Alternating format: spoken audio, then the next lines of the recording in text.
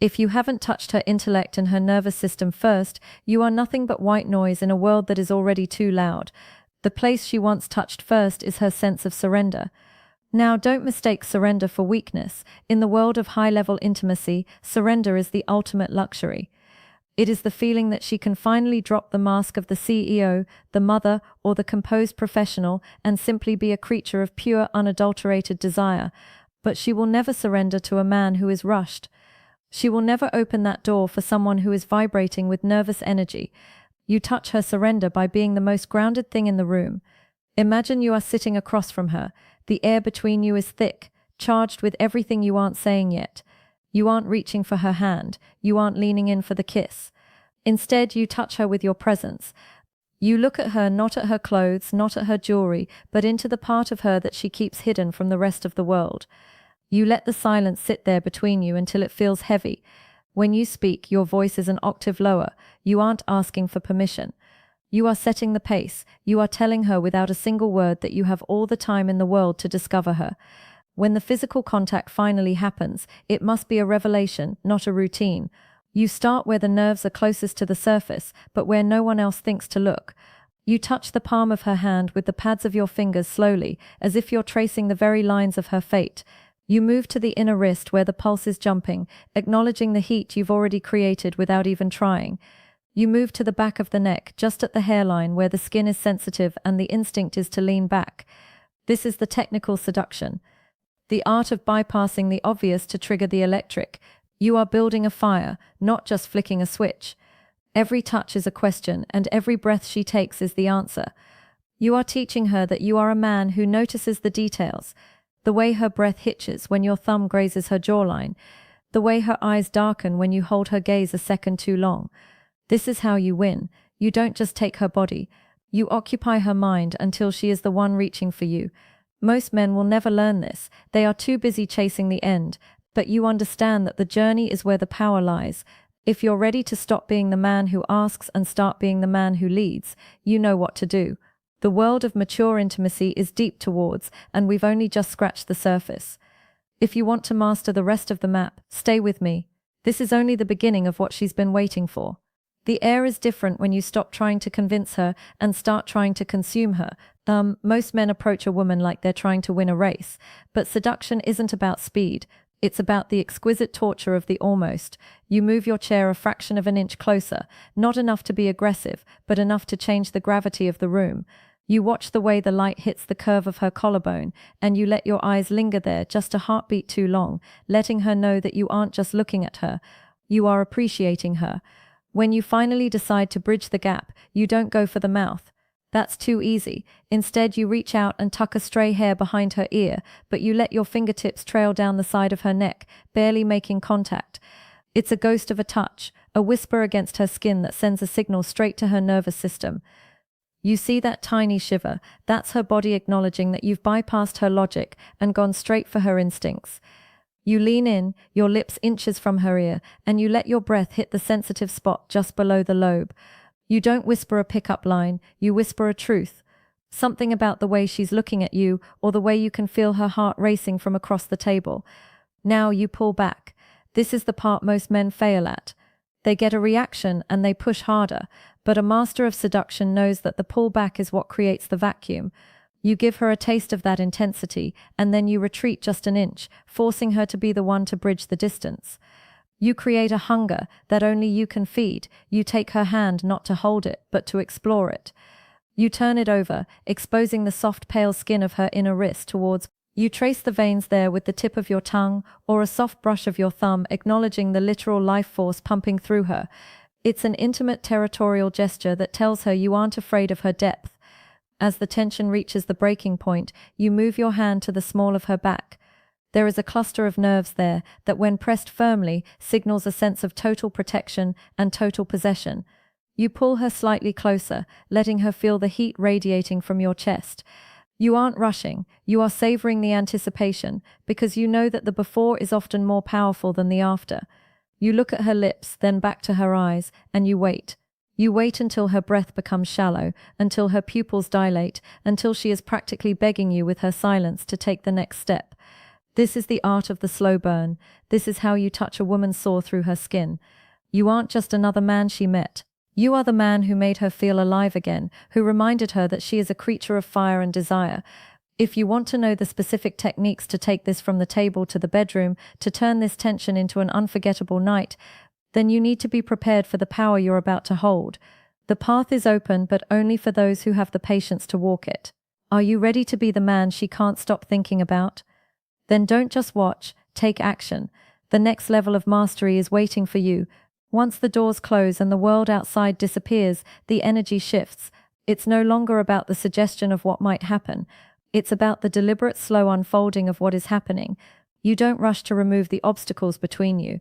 Instead, you treat her clothes like a gift wrapping that you aren't quite ready to tear into yet. You lead her to a space where she can feel grounded, a sofa, a wall, the edge of the bed, and you maintain that heavy-weighted eye contact. You are letting her know that while the setting has changed, your composure hasn't. You are still the one in control of the rhythm. You place your hands on her waist, but you don't pull her in immediately. You let them sit there, letting your heat seep through the fabric, grounding her. Then you begin the escalation of the invisible touch. You move your hands upward slowly, grazing the ribs, feeling the expansion of her lungs as her breathing turns into rhythmic sighs.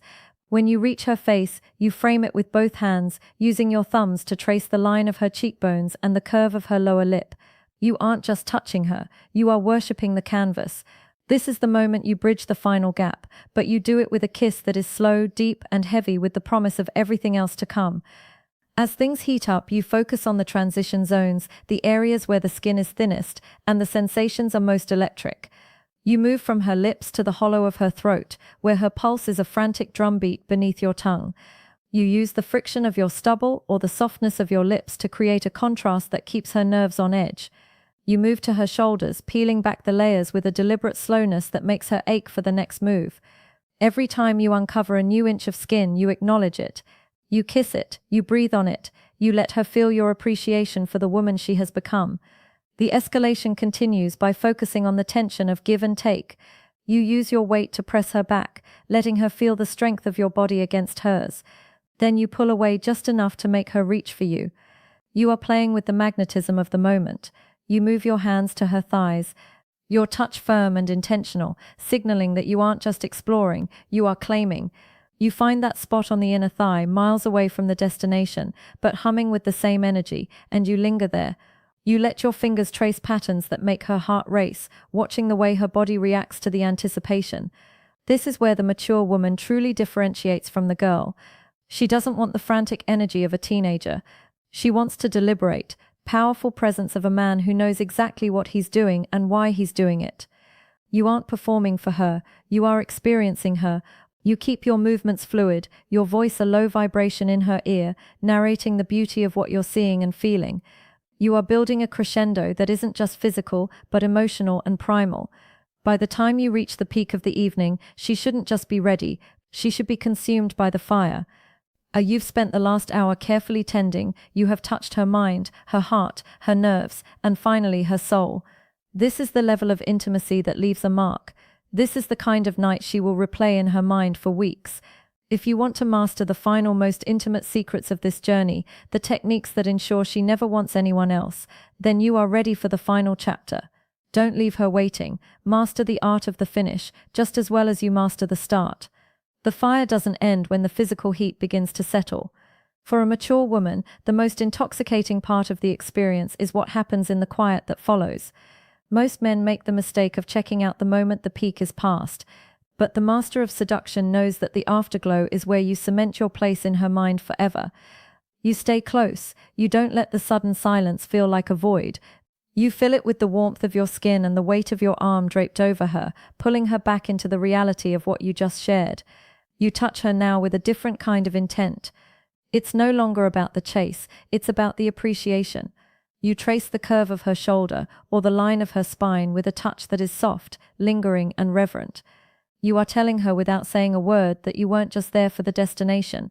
You were there for her. You lean in and press a slow, lingering kiss to the temple or the crown of her head, letting her breathe in your scent while her nervous system slowly recalibrates. This is where the deep chemical bond is formed. This is where you become more than just a memory. You become a necessity. In this final space, your voice returns to that low, intimate vibration. You whisper something that acknowledges the depth of what just happened. You don't use cliches. You mention a specific moment, the way she looked in the moonlight, the sound she made when you touched a certain spot, the intensity of her gaze. By noticing the details in the aftermath, you prove that you were truly present.